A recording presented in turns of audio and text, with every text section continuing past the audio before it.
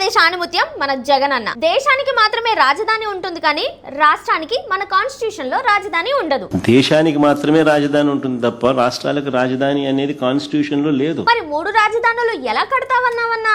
రాజ్యాంగంలో లేనివి కూడా జగనన్న రాసే తన సొంత రాజ్యాంగంలో ఉంటాయి. సొంత పెత్తనాలు తీసుకుంటారు, సొంత రాజ్యాంగాలు రాద్దాం అనుకుంటారు. అందుకే 11 సీట్లకు పరిమితమయ్యారు. జనాలు మిమ్మల్ని ఎక్కడికో తీసుకెళ్దాం అనుకుంటారు, కానీ మీరు రారు, మీరు ఇక్కడే ఉంటారు. ఇంకా నయం, కొన్ని రోజులైతే భారతదేశానికి రాజధాని ఏది అని అంటే పులివెందులు అంటారేమో. ఇలాంటి పిచ్చి పిచ్చి ఆలోచనల వల్లనే గత ప్రభుత్వంలో ఆంధ్రాలో జనాలందరూ ఎంత కష్టపడ్డారో మీ అందరికీ తెలుసు. మన జగనన్న ఎలాంటి వాళ్ళని పట్టుకొస్తారు తెలుసా? ఎగ్జాంపుల్ కి మన రావణ్ గారే. ఆయన యూట్యూబ్ వీడియోస్ చేస్తారు. అందులో 99.9% వరకు మతాల మధ్య, కులాల మధ్య, ప్రాంతాల మధ్య విచ్చలవిడిగా మాట్లాడి గొడవలు పెట్టేటట్టు ఉంటాయి. తన ఆలోచన విధానం ఎలా ఉంటుందంటే యూత్ నంతా ఉగ్రవాదం వైపు నడిపించే విధంగా ఉంటుంది. ప్రతిసారి వీళ్ళని ఎలాంటి వాళ్ళని దింపుతారు తెలుసా? శ్రీరెడ్డి గారు, పంచి ప్రభాకర్ గారు, బోరుగడ్డ అనిల్ గారు, ఇప్పుడు చూస్తే ప్రశ్న రావణ్ గారు.